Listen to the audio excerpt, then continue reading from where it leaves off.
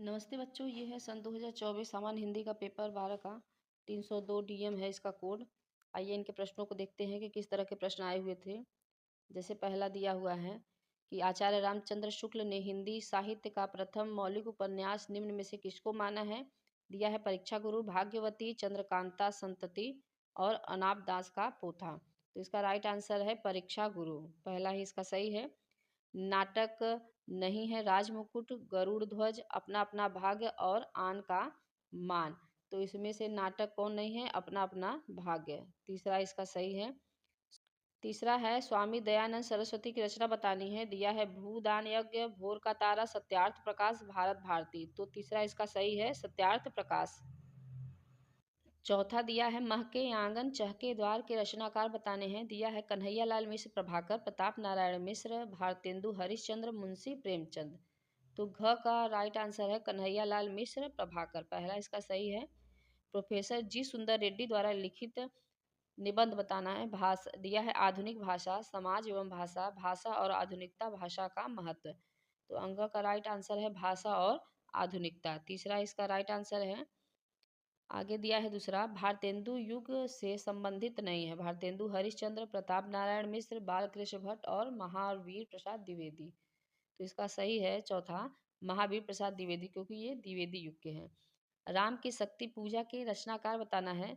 मैथिली शरण गुप्त, राम नरेश त्रिपाठी, सूर्यकांत त्रिपाठी, निराला, महादेवी वर्मा। तो राम की शक्ति पूजा किसकी है, ये निराला जी की है, सूर्यकांत त्रिपाठी निराला, इसका सही है तीसरा। फिर आगे है धर्म के प्रति अनास्था तथा शोषण के प्रति घृणा किस वाद की विशेषता है। तो ये है प्रगतिवाद की विशेषता, पहला इसका राइट आंसर है।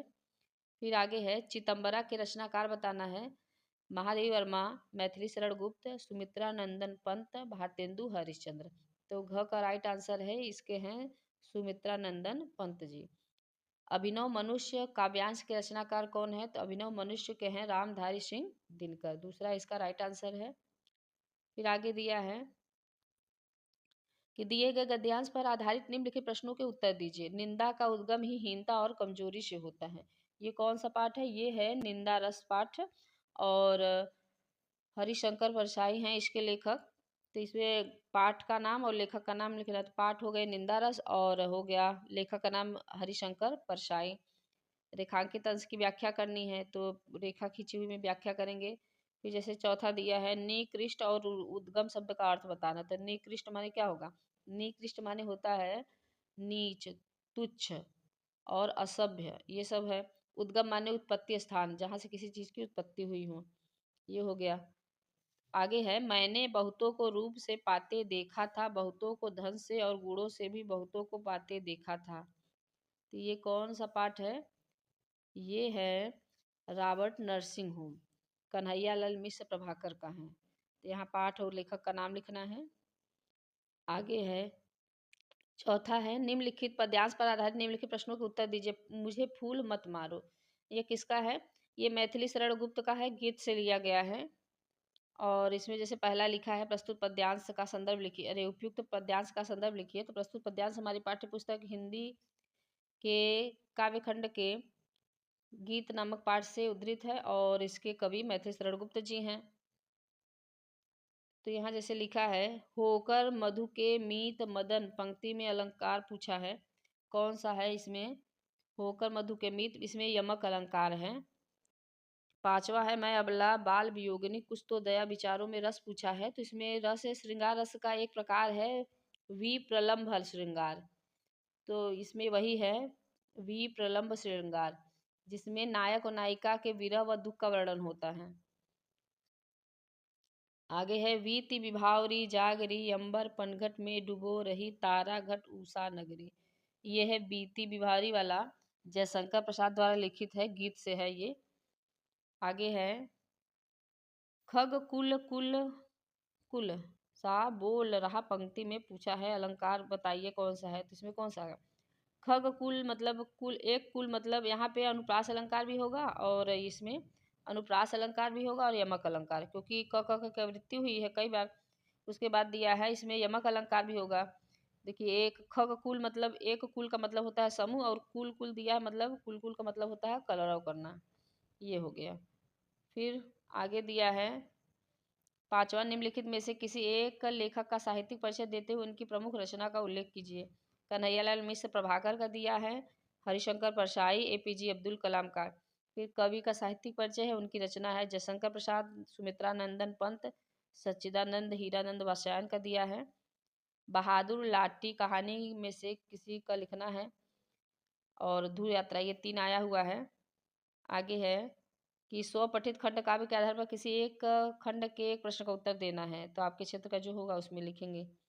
आठवां है कि दिए गए संस्कृत गद्यांशों में से किसी एक का ससंदर्भ में हिंदी में अनुवाद करना है। मैत्री उवाच ये कौन सा है?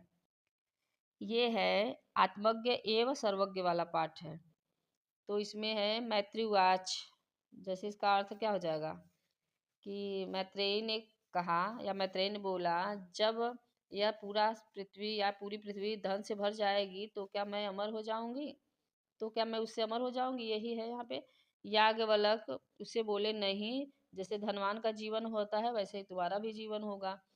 अमृत तत्वस्य तू न आशास्ति वित्तेन इति, धन से अमरता की आशा नहीं की जा सकती।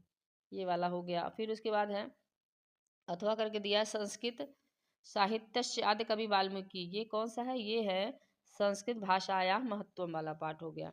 इस संस्कृत साहित्य का आदि कवि वाल्मीकि, महर्षि व्यास, कवि कुलगुरु कालिदास और दूसरे भाष वाले आदि महाकवियों ने अपने ग्रंथ रत्नों से आज भी पाठकों के हृदय में विराजमान है। यह भाषा हमारी माता के समान सम्माननीय और वंदनीय है। आगे है दिए गए श्लोकों में से किसी एक का संदर्भ दिखना है, अनुवाद लिखना है। विद्या विविधाय धन मदाय शक्ति परिशाम परिपीडनाय, ये कौन सा है? ये सुभाषित रत्नानी वाला पाठ हो गया। और ये दूसरा है जयंत ते महाभागा जन सेवा परायणा, ये है महामना मालवी वाला पाठ हो गया। फिर आगे नौवां दिया है कि निम्नलिखित मुहावरों में से मुहावरों और लोकोक्तियों में से किसी का लिखना है। जैसे पहला दिया है टेढ़ी खीर होना, इसका होगा कठिन कार्य या दुष्कर कार्य। फिर दूसरा दिया है बालू से तेल निकालना, तो असंभव को संभव करना। तीसरा दिया है घी का लड्डू टेढ़ा भला, तो क्या होगा? उपयोगी वस्तु हर दशा में ठीक होती है। चौथा है समर्थ को नहीं दोष गोसाई, तो इसका क्या होगा? इसका होगा जो व्यक्ति समर्थ है उसे कोई दोष नहीं है। फिर 10वां दिया है अपरित गद्यांश, जो आपको अपने से करना रहेगा। फिर आगे दिया है 11वां कि निम्नलिखित शब्दों युग्मों में से सही अर्थ का चयन करके आपको लिखना है। जैसे अघ दिया है और अग दिया है और अघ, तो अघ का होगा अचल और अघ का होगा पाप। तो कहाँ है? तो अघ माने पाप, पाप और किसी भी लाइन में नहीं लिखा, तो ये वाला इसका सही है। फिर दिया है पयोद और पयोधी बताना है, तो पयोद माने होता है बादल और पयोधी माने होता है समुद्र, ये ब इसका राइट आंसर है। फिर दिया है निम्नलिखित शब्दों में से किसी एक शब्द के 2 सही अर्थ लिखिए। जैसे कर्ण, कर्ण माने क्या होता है? कर्ण माने होता है कान, कर्ण कुंती के पुत्र थे तो कुंती पुत्र हो जाएगा।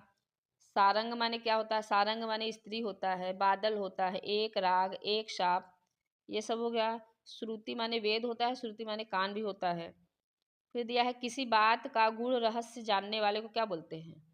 इसको बोलते हैं मर्मज्ञ। फिर दिया है जिसे समझना कठिन हो उसे बोलते हैं दुर्बोध, द इसका सही है। घ दिया है निम्नलिखित में से किन्हीं 2 वाक्यों को शुद्ध करके लिखे। दिया है डॉक्टर प्रत्यूष राज वनस्पति विज्ञान के प्रधान, यहाँ वनस्पति गलत, वह रहता है। और फिर दिया है सब लोग अपना काम करो, तो यहाँ क्या होगा? सब लोग अपना काम करिए हो जाएगा। फिर तीसरा अब 10 रुपया में क्या आता है? 10 रुपये यहाँ हो जाएगा रुपये। मेरे से कुछ न पूछो, यहाँ हो जाएगा मुझसे कुछ न पूछो। दिया है वियोग श्रृंगार रस तथा करुण रस का स्थायी भाव के साथ उदाहरण अथवा परिभाषा लिखिए। श्लेष अलंकार और संदेह का दिया है। दोहा और कुंडलियां वाला दिया है। 13वां दिया है परीक्षा के समय बिजली कटौती न करने के लिए अपने जिलाधिकारी को एक प्रार्थना पत्र लिखिए, या भारतीय स्टेट बैंक के शाखा प्रबंधक को उच्च शिक्षा ग्रहण करने के लिए ऋण प्राप्त करने के लिए आवेदन पत्र लिखना है।